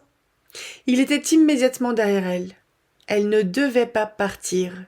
Elle devait lui accorder quelques minutes de plus. Il la prit par la main et la reconduisit à sa chaise, et il était au milieu de ses nouvelles explications avant qu'elle devinât pourquoi elle avait été retenue. Lorsqu'elle le comprit, et que l'on supposa qu'elle avait connu des sentiments, des sensations que son cœur n'avait jamais éprouvées avant, et que cette chose même qu'il avait fait pour William devait être placée sur le compte de son attachement excessif et inégalé pour elle, elle fut extrêmement désolée et incapable de parler pour quelques instants. Elle considéra le tout comme un non-sens, plutôt comme un jeu ou de la galanterie, seulement destiné à la tromper une heure. Elle ne put que sentir que c'était la traiter improprement et bassement, et d'une manière qu'elle n'avait pas méritée. Mais cela, c'était tout lui. Il agissait tout à fait comme elle l'avait vu agir précédemment, et elle ne se permit pas de lui montrer la moitié du déplaisir qu'elle éprouvait, à cause du manque de délicatesse qu'il manifestait en jouant avec elle. Parce qu'il s'était conféré un droit à sa gratitude. Tandis que son cœur sautait de joie et de gratitude pour ce qui se rapportait à William, elle ne pouvait être sérieusement peinée de quelque chose qui ne blessait qu'elle. Et après avoir retiré sa main par 2 fois et essayé en vain 2 fois de se détourner de lui, elle se leva et dit seulement, avec une grande agitation, « Je vous en prie, monsieur Crawford, ne le faites pas. Je vous supplie, vous ne devriez pas. Ceci est un genre de conversation très désagréable pour moi. Je dois partir. Je ne puis le supporter. » Mais il continua de parler, décrivit son affection, sollicita une réponse et finalement, en paroles si claires qu'elles ne pouvaient avoir qu'une seule signification pour elle, il lui offrait sa personne, sa main, sa fortune. Son étonnement et sa confusion en augmentèrent, et cependant, tout en ne sachant pas le prendre au sérieux, elle pouvait à peine se tenir debout. Il la pressa de répondre. « Non, non, dit-elle, en se cachant la figure. Tout ceci est un non-sens. Ne me désolez pas, je ne puis en entendre davantage. Votre amabilité envers William me rend votre très grande obligée. Mais je ne veux pas, je ne puis supporter, je ne puis écouter de telles choses. Non, non, ne pensez pas à moi. Mais vous ne pensez pas à moi. Je sais que tout ceci n'est rien du tout. » Elle s'éloigna brusquement de lui. Et à ce moment, l'on entendit sir Thomas parler à une servante, tandis qu'il se dirigeait vers la pièce où il se trouvait. Il n'était plus temps de faire de nouvelles assurances et de plus longs entretiens, alors que se séparer d'elle à un moment où sa modestie seule semblait, à son esprit optimiste et présomptueux, être le premier obstacle à son bonheur, était une cruelle nécessité. Elle se précipita dehors, par une porte opposée à celle dont son oncle approchait, et arpenta la pièce dans la plus grande confusion de sentiments contraires, avant que les excuses et politesses de sir Thomas fussent prononcées, et qu'il eût appris le début de la joyeuse nouvelle que le visiteur avait à communiquer. Elle pensait, tremblait au sujet de chaque chose, se sentant agitée, heureuse, misérable, infiniment reconnaissante et absolument furieuse. C'était au-delà de toute crédulité. Il était inexcusable et incompréhensible. Mais telles étaient ses habitudes, qu'il ne pouvait rien faire sans y mêler du mal. Il en avait fait d'abord la créature la plus heureuse. Et maintenant, il l'avait insultée. Elle ne savait que dire, ni comment chasser ou comment modérer la chose. Elle ne pouvait pas le prendre au sérieux. Mais comment excuser l'emploi de tels mots et de telles offres s'il ne signifiait qu'une amourette ? Mais William était lieutenant. C'était un fait, au-delà du doute. Elle y penserait pour toujours et oublierait tout le reste. M. Crawford ne lui parlerait certainement plus jamais de cette façon. Il avait dû voir combien cela lui était déplaisant.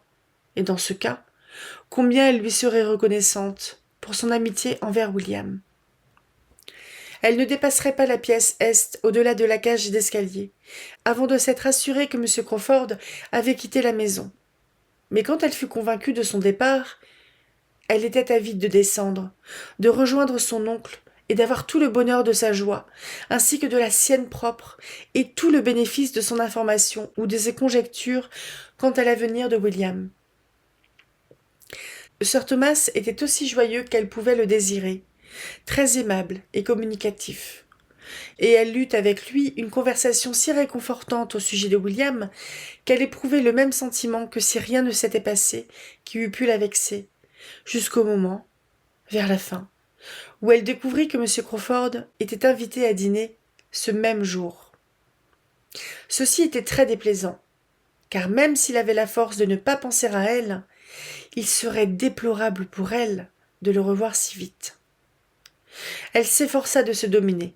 Elle s'efforça, vraiment, comme l'heure du dîner approchait, de se sentir et de paraître comme d'habitude.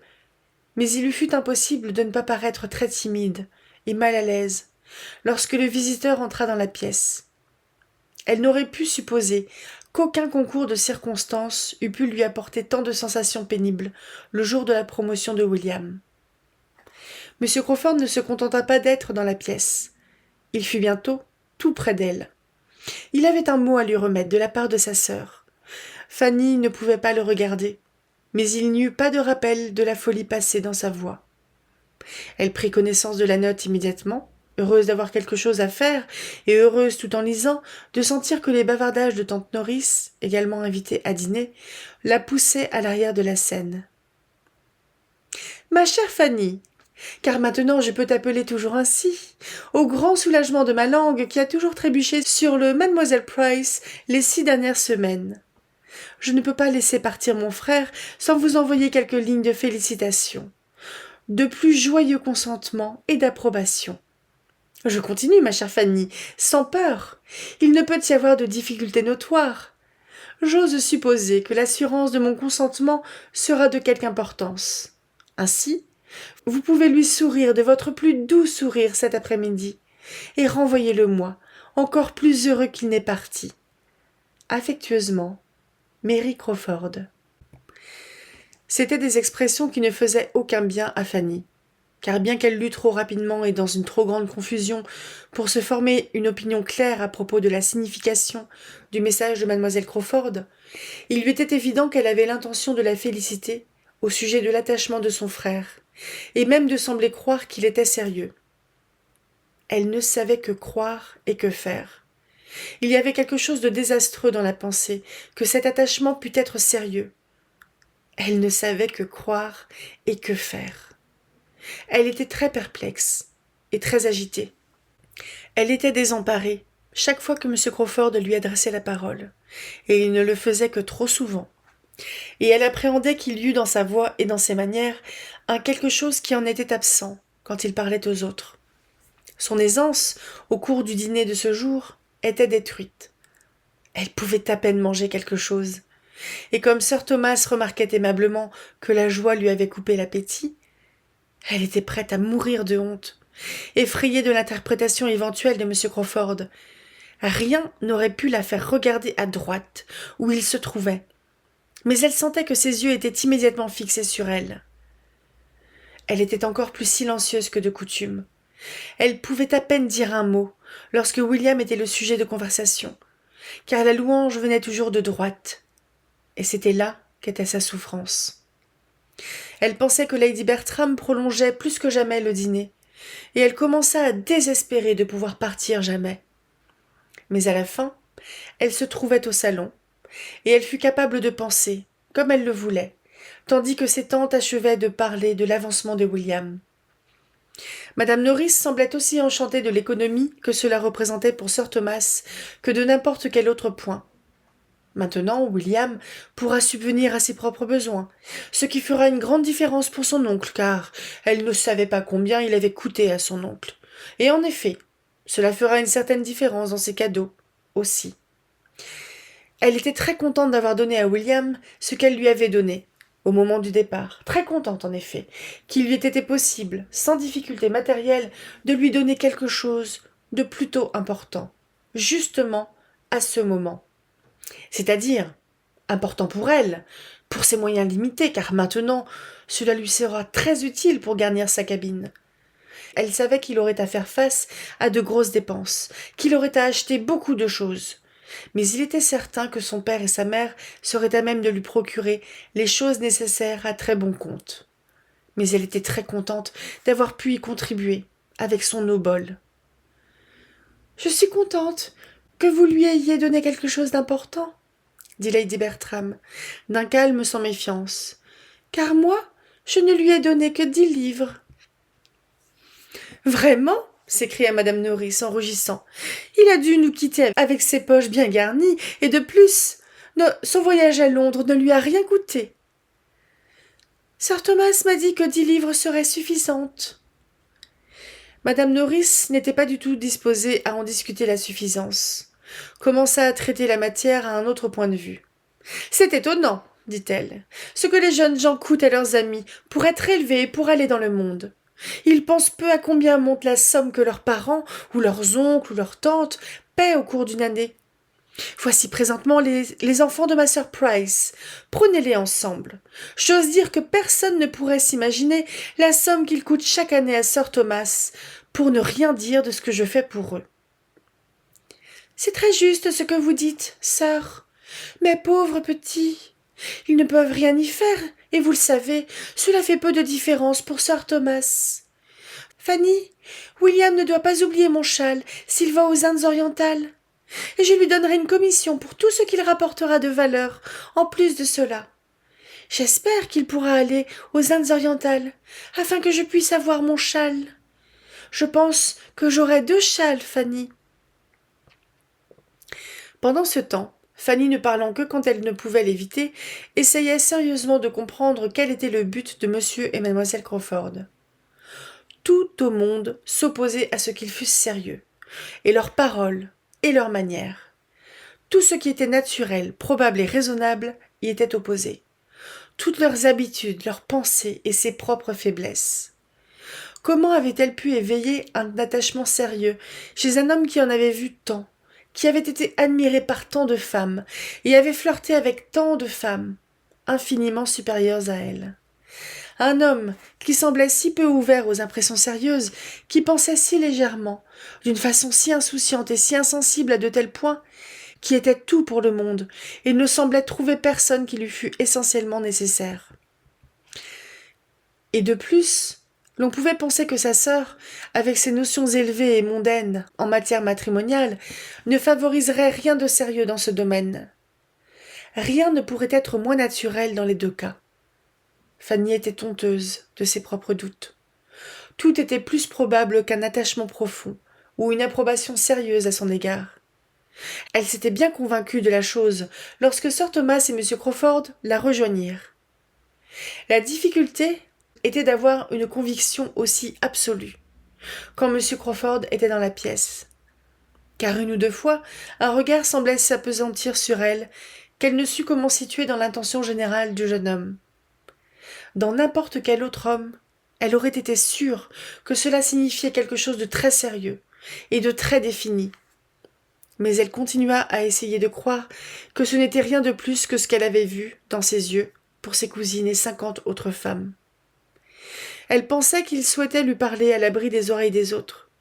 Elle s'imaginait qu'il faisait des tentatives dans ce sens pendant toute la soirée, chaque fois que sir Thomas quittait la pièce ou s'engageait dans une conversation avec madame Norris, et elle lui refusa soigneusement toute occasion. Finalement, c'était ainsi que cela apparut à la très nerveuse Fanny, alors qu'il n'était pas encore très tard. Il se mit à parler de partir, mais la douceur de ton que ses paroles avaient était altérée du fait qu'il se tourna presque aussitôt vers elle en disant « N'avez-vous rien à envoyer à Mary ? N'avez-vous pas de réponse à sa note ?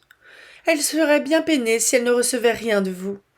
Je vous en prie, écrivez, ne fût-ce qu'une ligne. »« Oh oui, certainement !» s'écria Fanny, se levant en grande hâte, une hâte causée par l'embarras et le désir de s'enfuir. « J'écrirai tout de suite !» Elle se dirigea vers la table où elle avait l'habitude d'écrire pour sa tante et prépara le nécessaire, tout en ne sachant pas le moins du monde ce qu'elle pourrait dire.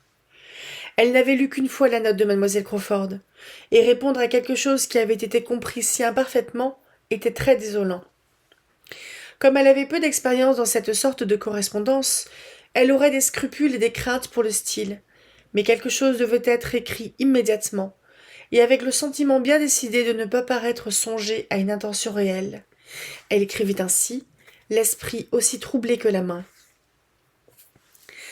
Je vous suis très reconnaissante, ma chère mademoiselle Crawford, pour vos aimables félicitations, pour autant qu'elles se rapportent à mon très cher William. Je sais que le reste de votre note ne signifie rien, mais je suis si peu qualifiée pour chaque chose de ce genre que j'espère que vous m'excuserez de vous prier de ne plus en parler. J'ai trop vu M. Crawford pour ne pas comprendre ses façons. Si lui m'avait compris aussi bien, j'ose dire qu'il aurait agi différemment. Je ne sais pas ce que j'écris, mais vous me feriez une grande faveur de ne plus jamais mentionner le sujet. En vous remerciant de l'honneur que vous m'avez fait en m'envoyant ce mot, je reste, chère mademoiselle Crawford, etc., etc.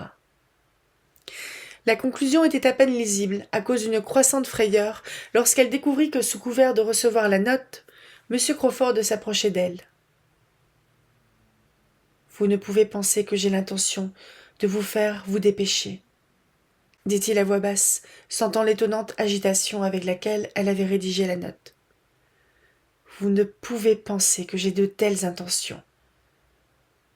Ne vous dépêchez pas. Je vous en supplie. Oh, je vous remercie. J'avais tout à fait terminé, justement terminé. Cela sera prêt dans un moment. Je vous serais très reconnaissante si vous vouliez remettre ceci à mademoiselle Crawford. La lettre fut présentée et devait être acceptée. Et comme elle s'en allait immédiatement vers le feu en détournant les yeux pour rejoindre les autres, il ne lui restait rien d'autre à faire que de s'en aller, sérieusement. Fanny pensa qu'elle n'avait jamais connu de jour plus agité, tant par la peine que par le plaisir. Mais heureusement, le plaisir n'était pas de nature à mourir en un jour, car chaque jour lui rapporterait la découverte de l'avancement de William, tandis qu'elle espérait que la peine ne reviendrait plus.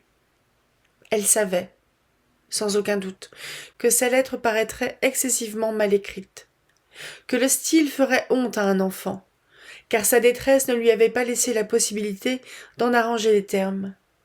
Mais la note les assurerait au moins qu'elle ne s'en laissait pas imposer, et qu'elle ne se sentait pas flattée des attentions de M. Crawford.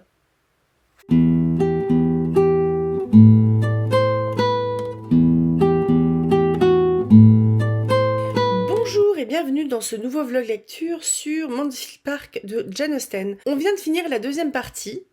Je trouve que là, il commence à y avoir de l'action et il commence à y avoir de la réaction. Fanny n'est pas contente. Fanny est furieuse. Et j'ai trouvé ces 4 chapitres très intéressants. Donc, il y avait l'histoire du bal où Fanny... Bon, Fanny, c'est une grande timide, je pense. Enfin, c'est quelqu'un de très réservé qui n'a pas l'habitude d'avoir des compliments. Donc, évidemment, au bal, tous les regards sont posés sur elle parce que c'est là qu'elle fait son entrée dans le monde, donc sur le marché des jeunes filles à marier. Qu'elle est jolie, elle a beaucoup changé pendant l'été. Et elle a une nouvelle robe, qui est une ancienne robe de, je sais plus si c'est Julia ou de Madame Rushworth. Peut-être de Madame Rushworth, de Maria, de sa cousine qui s'est mariée. Parce que du coup, comme elle s'est mariée, elle remet pas ses vêtements de jeune fille, il me semble pas. Donc, Fanny a beaucoup changé pendant l'été et elle a en plus une nouvelle robe, elle sait s'arranger. En plus, Madame Chapman l'a aidée, pas du tout. Mais le truc qui me crispe un petit peu, c'est le fait que, en fait, Henry Crawford lui attribue des qualités qui sont en fait une espèce de... En fait, les femmes à l'époque devaient être délicates, ne pas se plaindre, être obéissantes, dociles, douces, pieuses. Elles rentrent là-dedans, sauf que il n'y a pas que ça. Elle est douce, elle est docile, elle est délicate parce qu'on ne s'est jamais occupé d'elle. Donc, pourquoi communiquer? C'est pour ça en fait. Et il y a un moment qui m'avait un peu attristée où c'était l'oncle qui disait quelque chose. Parce que, attendez, je regarde vite fait. Le chapitre 10, on était sur le bal, que c'était trop bien, tout ça. Donc, Madame Norris qui est obnubilée par l'argent, comme d'habitude. Et j'ai pas l'impression qu'elle ait dansé avec Edmond. Je m'en souviens plus, hein. Parce qu'en fait, ça me prend toute une soirée, ça me prend 2 bonnes heures faciles d'enregistrer, parce que je fais des enregistrements de 20-25 minutes sur les chapitres et je fais des petites pauses au milieu parce que je crève de soif et puis pour me dégourdir un peu les pattes. Et donc, ce qui fait que la lecture, elle est un peu diluée dans la soirée et que j'ai plus de cerveau là parce que je suis en dernière ligne droite d'un truc, d'un comité de lecture. Donc, je suis en train d'enchaîner des bouquins là, je gère trop bien. Et le truc très positif, c'est que j'ai super bien replié. J'ai très bien dormi, je suis en pleine forme. Donc, je crois que c'était le lendemain. Ah oui, déjà. Fanny, elle se faisait une joie de prendre le petit déjeuner toute seule avec William pour le jour de son départ, parce qu'elle sait qu'elle va pas le revoir pendant des années. Parce qu'elle est très proche de ce frère aîné. Je sais plus s'il est plus grand qu'elle ou si elle est l'aînée, mais c'est sans doute le plus proche en âge et celui qui va le plus loin, qui a le métier le plus dangereux. Parce que je crois bien qu'on est en guerre. Enfin, l'Angleterre est en guerre contre la France parce que c'est les guerres napoléoniennes, il me semble bien. Là, on est dans les années 1815, 1820 par là. Et du coup, ça fight pas mal. Ce qui fait qu'elle voulait vraiment avoir ce petit moment privilégié avec son frère préféré pour lui dire au revoir et en profiter au max. Sauf que il y a Crawford qui s'incruste. Donc elle est toute triste, elle est pas contente et tout ça. Et en plus, Sir Thomas invite Henry Crawford au petit déjeuner. Et au final, enfin, il y a plein de monde, quoi, donc ça la saoule, la pauvre. Je relis vite fait parce qu'il y avait il y avait une partie de Sir Thomas qui m'avait... je me suis dit, mais quel sale con. Mais en même temps, en fait, c'est complètement le contexte de l'époque où c'est le patriarcat, quoi, c'est l'homme qui décide. Cette citation-là, je la trouve hyper triste. Mais bien que ses vœux eussent été détruits, il n'y avait pas un murmure en elle. Au contraire, elle était tellement habituée qu'on ne s'occupât jamais de ses désirs, que rien ne se passa comme elle l'aurait souhaité, qu'elle était étonnée d'avoir encore obtenu un petit succès, et elle s'en réjouissait. Le petit succès, c'est le petit-déj. Peu après, Sir Thomas, intervenant encore, lui conseilla à Fanny d'aller se coucher. Conseiller fut le terme employé, mais c'était un conseil de pouvoir absolu, et elle n'eut qu'à se lever, et avec les adieux très cordiaux de M. Crawford, à s'en aller tranquillement, s'arrêtant à la porte d'entrée. Bon, là j'ai galéré comme pas possible à prononcer comme la lady de Brownholm Hall, One moment and no more, pour voir la scène heureuse et jeter un dernier regard aux 5 ou 6 couples qui étaient encore pleins d'entrain. Et puis monter lentement l'escalier principal, poursuivi par l'incessante danse campagnarde, gna gna gna gna gna gna. En la renvoyant de telle façon, Sir Thomas ne pensait peut-être pas uniquement à sa santé. Il se pouvait qu'il jugeât que M. Crawford était resté suffisamment longtemps près d'elle, et il put aussi la voir recommandée comme épouse en montrant combien elle était docile. Ça m'exaspère. Oh la vache, bon. J'aurais été élevée à l'époque, je serais certainement rentrée un petit peu dans ce moule-là, mais je trouve que c'est horrible. Et pourtant, à mon avis, c'est tout à fait ce qu'on attendait d'une jeune fille à marier de l'époque, qu'elle soit docile. Et elle l'est. Mais c'est pas de la docilité, c'est que en fait, elle attend rien de personne. Parce elle a jamais rien eu de personne. Parce que quelque part, Je sais pas si vous vous souvenez, mais quand ils ont récupéré Fanny, qu'elle avait une petite dizaine d'années, il me semble, il y a d'un côté euh, le fait de prendre soin de cousins, cousines pauvres, c'est aussi montrer à la société, moi j'ai les moyens de, et je prends soin de mon prochain, de ma famille, parce que c'est ce qu'il faut faire, c'est mon devoir que j'accomplis. Il y a ce côté social. Et c'est surtout Madame Norris, je trouve, qui lui rappelle constamment à Fanny et à William, vous avez de la chance, Lord Bertram, patati patala, tout l'argent qu'on vous donne, tout l'étalage de trucs que Madame Norris, Madame Norris qui a filé un truc à William, qui partait peut-être pour les Indes orientales. On sait rien, hein, elle lui a peut-être filé des sachets de thé, bon je dis n'importe quoi, mais euh, elle lui a peut-être filé des chaussettes, on sait pas. Et elle est en train de faire des tartines sur le fait qu'elle a filé des choses, enfin, je dis des chaussettes, je dis n'importe quoi, hein. Mais qu'elle a filé quelque chose avec son petit pécule, vous comprenez, je suis pauvre, mais j'ai quand même donné. Oh, je peux pas me la voir, elle me sort par les yeux. Et le début du chapitre 11, qu'est-ce qu'il est triste. Le bal était passé, et le déjeuner passa rapidement aussi. William avait reçu le dernier baiser, et William était parti.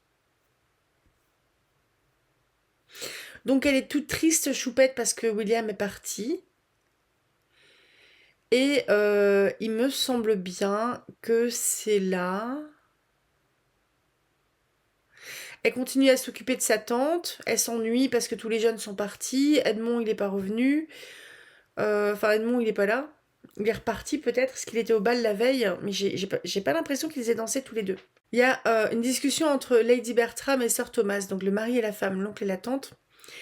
Sir Thomas, je pensais, et je suis très contente que nous ayons pris Fanny comme nous l'avons fait, car maintenant que les autres sont partis, nous en ressentons le bénéfice.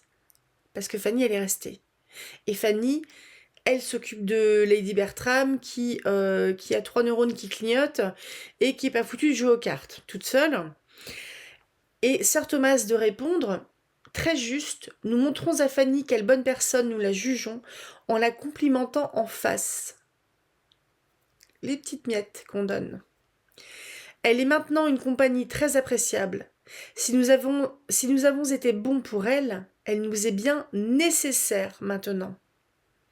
Donc on lui a filé des petites miettes, ce serait cool qu'elle reste et qu'elle nous file un coup de main, parce que c'est son rôle.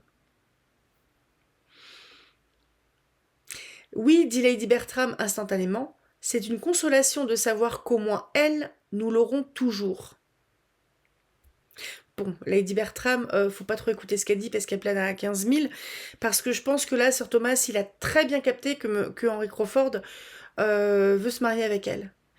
Donc je pense que dans la ligne de commande, entre guillemets, c'est que l'homme, il va d'abord demander à la femme si elle est d'accord, enfin à la jeune fille si elle est d'accord, pour ensuite demander l'autorisation au père ou au représentant légal. Donc là, Sir Thomas. Et je pense que là, il est dans la première étape, Henri, pour voir si Fanny est d'accord pour se marier avec lui. Donc elle veut pas du tout, du tout, du tout. Sir Thomas qui continue en plus. J'espère qu'elle ne nous quittera jamais, si ce n'est pour aller dans une autre maison, à côté quoi, la voisine, qui peut raisonnablement lui promettre un bonheur plus grand qu'elle ne connaît ici. Donc après, il y a une discussion entre Mary Crawford et Mademoiselle Crawford donc, et Fanny sur Edmond, il est chez les Owen. Les Owen, il y a trois filles à marier. Ouh, danger. Elle est chiante. Ah, je peux pas. Mademoiselle Crawford, j'ai vachement de mal aussi, hein. On a ensuite le petit complot aussi entre le frère et la sœur qui. Donc Mary, elle flippe que Edmond se marie ailleurs. Il y a une confession entre le frère et la sœur sur bon bah ça y est, je vais me marier avec elle, gna gna gna. Ça complote en fait quelque part. Et lui en fait, je pense qu'il la trouve jolie. Henry Crawford, il trouve Fanny jolie. En plus, le truc très, très pratique, elle a les qualités requises pour être une bonne épouse et elle est docile, c'est vachement bien. Du coup, quelque part, il se fait vachement d'illusions parce qu'il a... il a juste... Il se base juste sur son apparence qui a changé, sur le fait qu'elle est plus jolie, elle a grandi et qu'elle a une belle robe et qu'elle est docile. Parce que Sir Thomas lui a montré qu'elle était docile quand il lui a conseillé d'aller se coucher parce qu'elle était fatiguée. Pour la fatigue, c'est un truc qui est récurrent chez Fanny, mais j'ai pas le souvenir qu'il y avait autre chose que ça.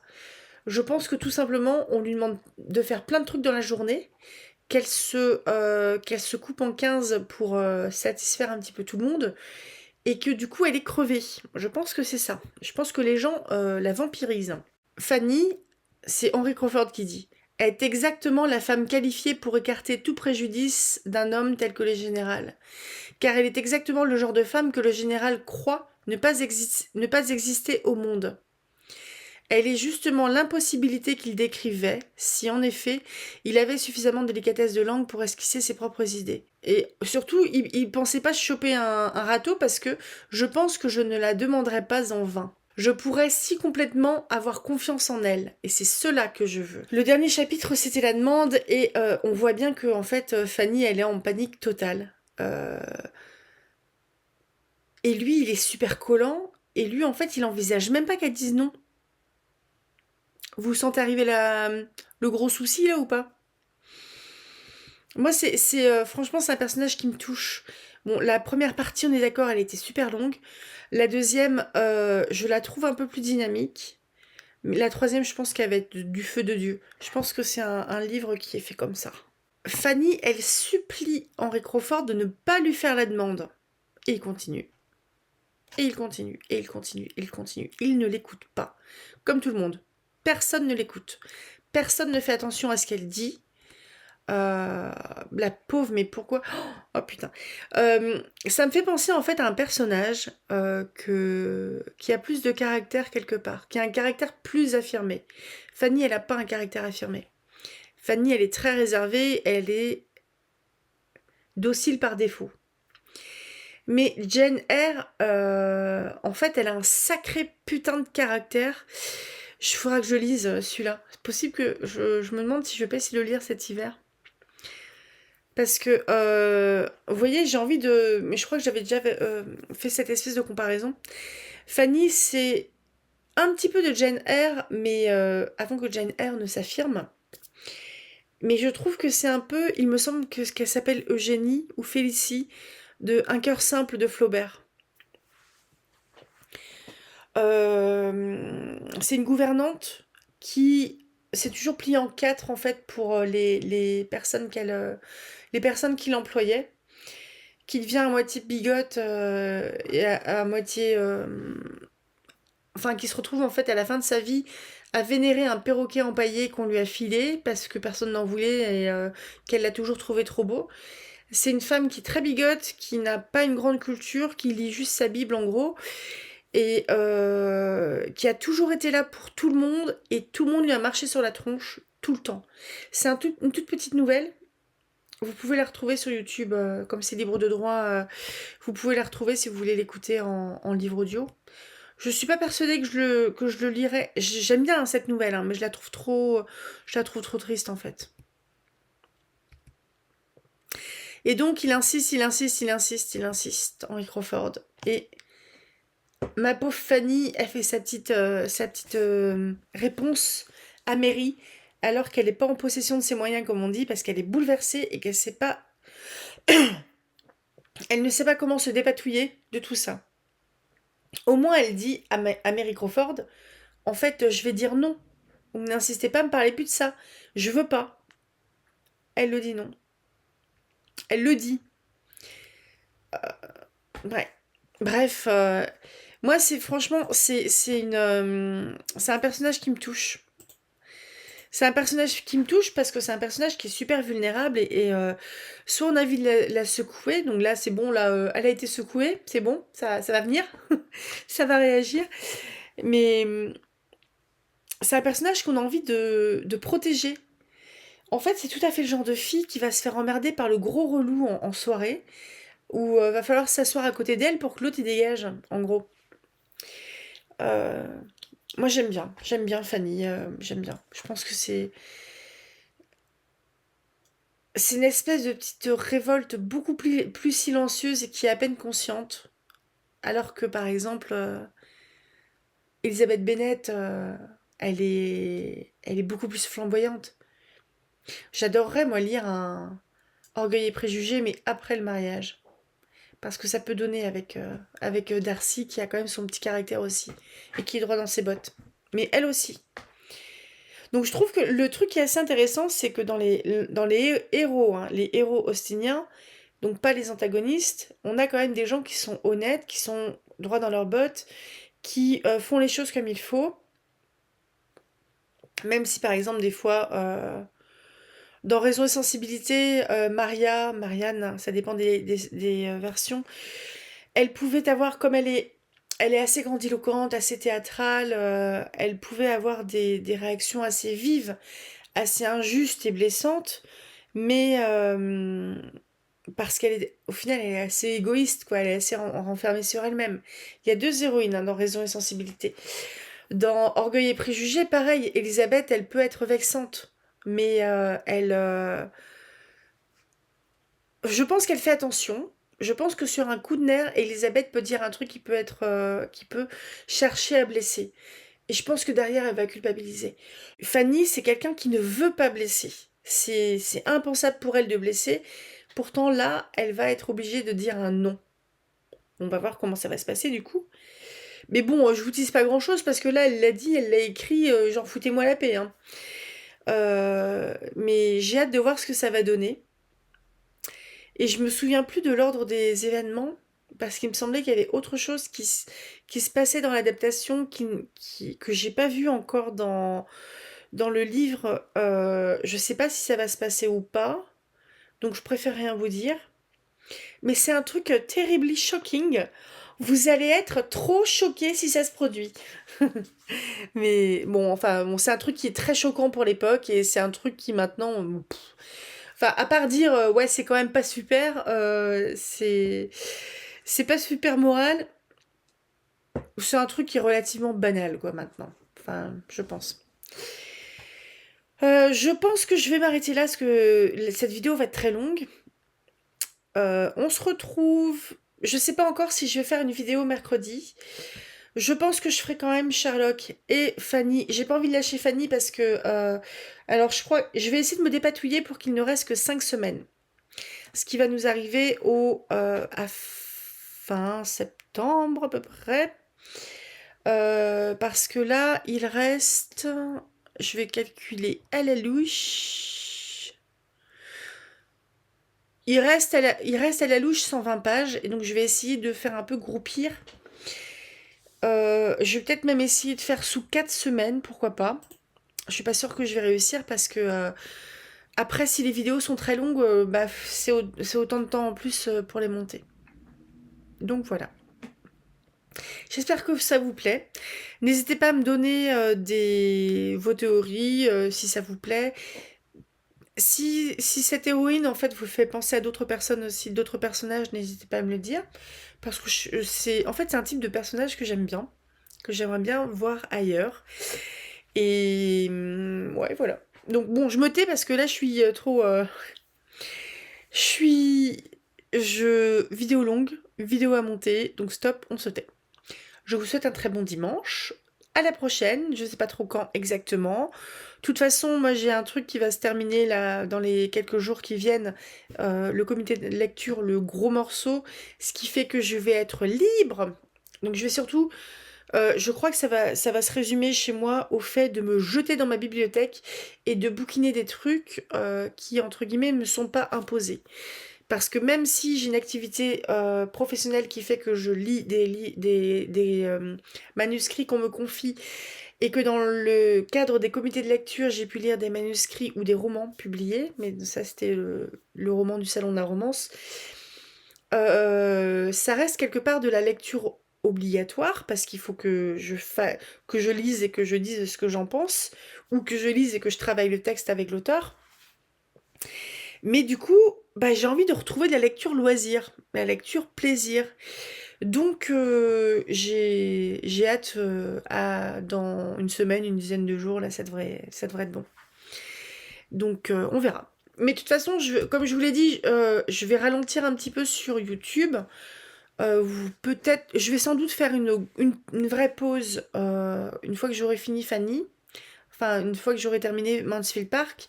Je pense que je vais couper 15 jours en fait. 15 jours de diffusion. Après, c'est possible que... Enfin bref, on s'en fout. Vidéo trop longue, je me tais. Passez un très bon dimanche. À la prochaine, je sais pas quand exactement. Du coup, au cas où, si mon contenu vous intéresse, je vous invite à vous abonner avec la petite cloche blanche, ce qui fait que vous allez avoir une notification sur votre page YouTube quand la petite cloche tout là-haut à droite, donc cette droite-là, je suis inversée.